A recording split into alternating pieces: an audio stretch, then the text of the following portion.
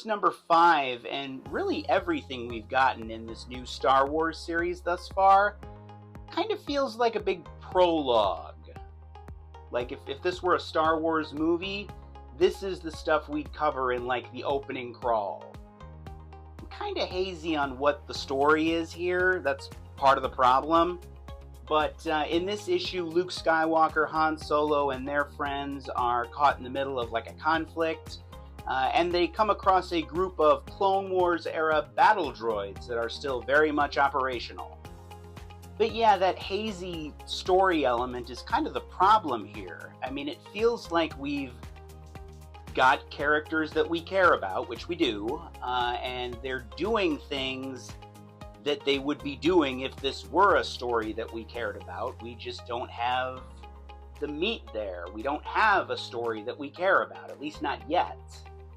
So as such, this just kind of feels like a bunch of storytelling oatmeal with some Clone Wars window dressing to spice things up. I'll never complain about Phil Noto's art, though. I gotta tell you, Han Solo in the white vest is kind of growing on me. So yeah, like I said, this feels like the opening crawl of a Star Wars movie. But you know what? After the opening crawl, that's of course where the movie begins. And I'm going to give this Star Wars series maybe a couple more issues to see if the real story kind of begins. But if not, I may be bowing out. By the way, did you guys see the trailer for The Mandalorian and Grogu? I assume you have. Looks fine. You know, I maintain that The Mandalorian is better as a TV show, but whatever. Absolute Flash number 7 delightfully illustrates that if you were to compare this Absolute Flash series to a movie, you'd actually go less in the direction of The Flash and closer to Monkey Trouble. There's a reference you don't hear every day. You're welcome, 90s kids. But in this issue, Wally West and his new telepathic blue monkey, Grodd, are still being pursued by the rogues. They're in Missouri when they come across a huge, terrible storm. But no, I actually mean the monkey trouble thing in a good way. I mean, I can't overstate the fact that the emotional core of this Absolute Flash book is the dynamic between Wally West and Grodd. And I also can't overstate how unexpected that is in the grand scheme of things. And it's a component that gets played up really well in this issue in particular by our artist Travis Moore. I mean, look at the body language between Wally and Grodd, you know, the facial expressions. It's just the kind of quirky twist that you love to see on a book like this. I mean, they could have gone for a much more traditional superhero book, but at least for the moment, that's not what they're doing. I also really like the Storm story. It's a really nice wrinkle to throw into the plot about Wally and Grodd being on the run. Regular Flash and DC Comics fans likely can figure out that this Storm story is a way to introduce another classic Flash villain into the proceedings. And I really enjoyed Jeff Lemire's take on this character. I hope we see more of him soon. In Hyde Street number 9, we meet an evil plastic surgeon named Dr. Ego.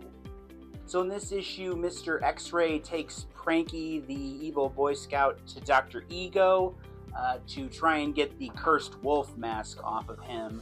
And over the course of the issue, we get Dr. Ego's backstory. You know, I've been critical of some of the names that Hyde Street has used for their characters.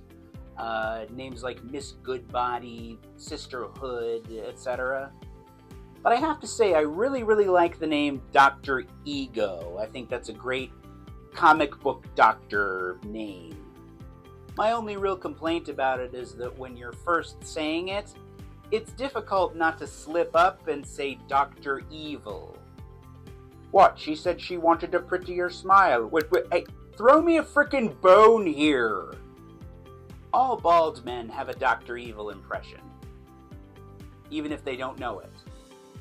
Francis Portela is once again our fill-in artist here.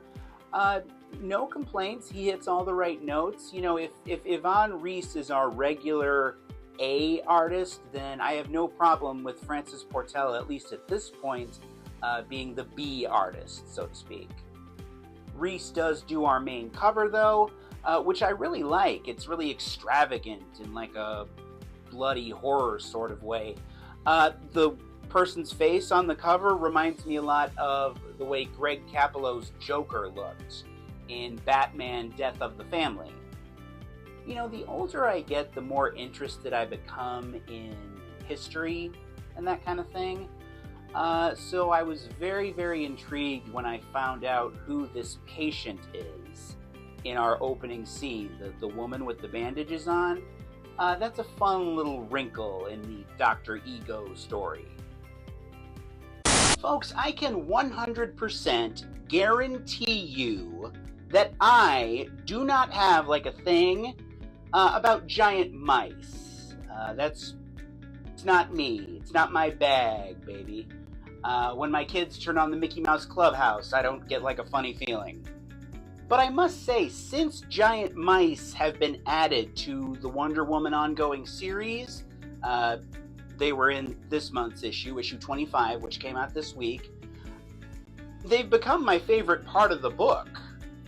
Yeah, I don't know, there's just something fun and thrilling about seeing Wonder Woman fight these giant, realistic mice. It's something you don't see every day, I guess. And in this issue, she fights one in a sewer, so there's like an added element there. But you know, Daniel Sampere, who has been the regular artist for this series and draws all the Diana sequences in this issue, can draw much more than giant mice. In fact, he's actually become one of my favorite Wonder Woman artists.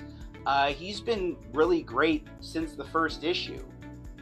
And oddly enough, he gets to draw Diana with a little cut on her head in this issue. She's like bleeding.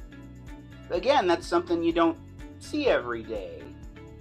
You know, oddly enough, Superman has a little bit of blood on his face this month too. Has there been like a no blood mandate lifted or something? It's time for me to be honest about the Twilight Zone #1 from IDW Publishing. Are you folks ready for some honesty? Here it comes in 3, 2, it's pitch perfect. It really is. Like it really feels like an old school classic Twilight Zone episode in the best way possible. Yeah, as is the case with like Universal monster movies, I didn't discover the Twilight Zone, meaning the original Twilight Zone TV series, until I was in my 30s, like 10 or so years ago. But yeah, I really fell in love with it, and the idea that we were about to get a comic book that's going to take a swing at like an old school type of Twilight Zone feel was really exciting for me, and thankfully this issue really lives up to it. The story is about a billionaire who goes to a private island where he's had a bunch of scientists working on like an anti-aging formula. I'm not going to tell you how it turns out, but as the cover kind of indicates, there's people with blank heads that show up. The issue is self-contained from a story standpoint. It's got a delightful Twilight Zone-ish twist at the end. The art by Morgan Bean fits very nicely. So yeah, this was one of my favorite reads of the week, if I'm being honest. And an instant add to my pull list. And if you're a Twilight Zone fan, that's what it should be for you too.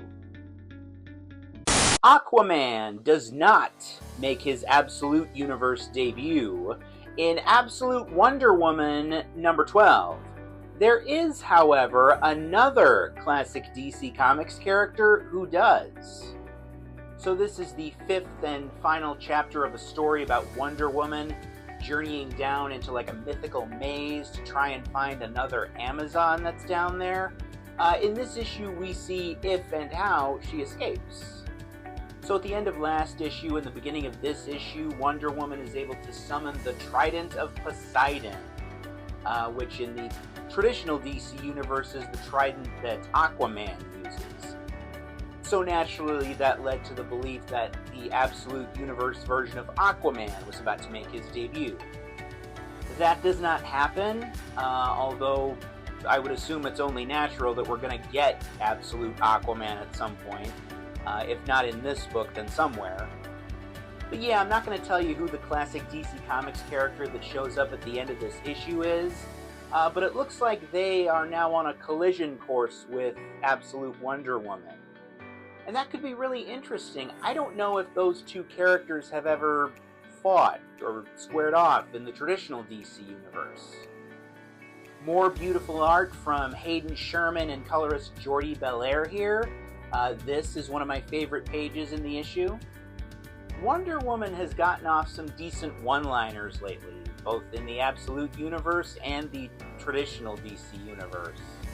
Like, for instance, in this issue, there's a moment where the other characters have to leave Wonder Woman in the maze for a little bit, and they don't want to leave her, and Wonder Woman says, "I'm not alone! Look at all these men-fish!"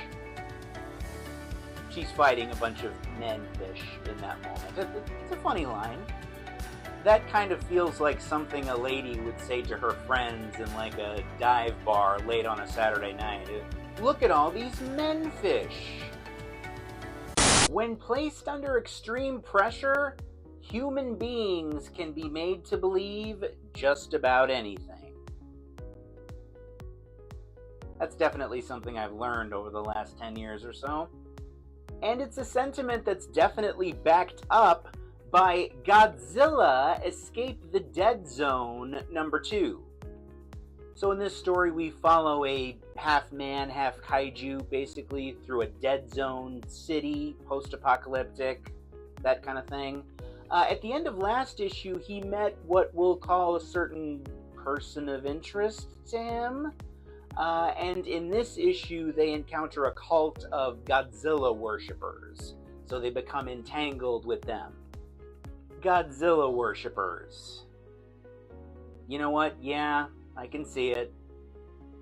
But yeah, my big complaint with the first issue was that there wasn't a lot of Godzilla in the story. And the story bears Godzilla's name, so, you know, he kind of comes advertised. But with this cult of Godzilla worshippers, we kind of fixed that problem, to an extent. Either way, though, this book is still really good so far. In this issue, we've got the Escape the Cult storyline, and of course we've got more awesome monster art from Pablo Tunica. So if you're not checking this book out, I would at least give it a look.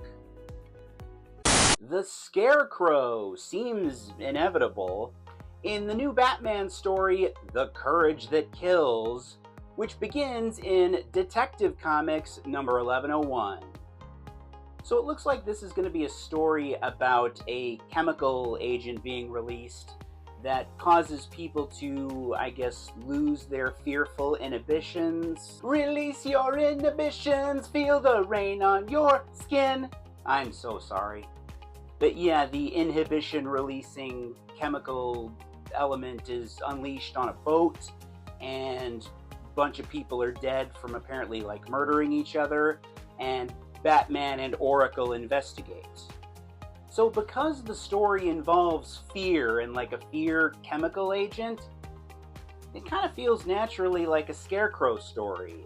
There's no sign of the Scarecrow in this story yet, but I can only assume we'll at least get an appearance from him at some point. It's only natural. In fact, there is an episode of the new Batman Adventures from like 1997-ish that basically has this same kind of plot. Batman gets infected with a fear toxin that causes him to feel no fear at all, and Robin kind of has to pull him back, etc. But yeah, it might be interesting to see what they do with that kind of story in, I guess, a more mature arena that you don't really have on a kid's cartoon.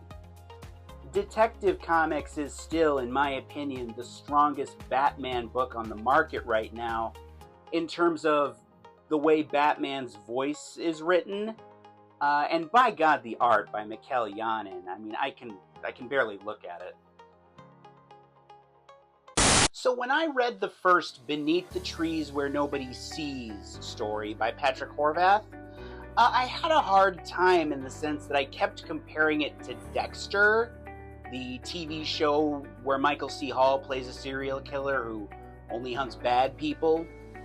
I don't think I have that problem as much anymore, but for the sake of right now, if Beneath the Trees Where Nobody Sees was Dexter, then Beneath the Trees Where Nobody Sees Rite of Spring #3 is Dexter Original Sin, the prequel series that was actually just canceled, unfortunately.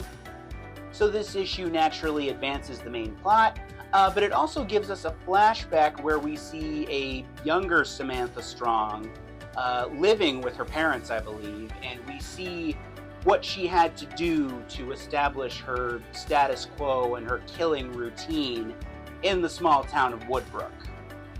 I'm not going to tell you what happens to Sam's parents, but you can probably figure it out. Sam looks much more sinister in this issue than I think she ever has, and that's an interesting thing to say considering she's a serial killer.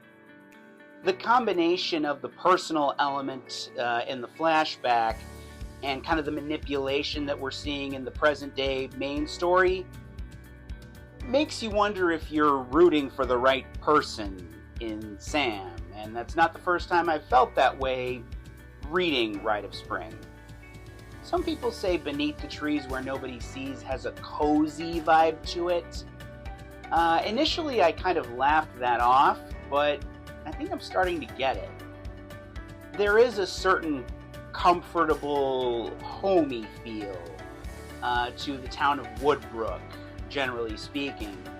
I guess it's just that comfortable feeling can take a swerve turn real fast.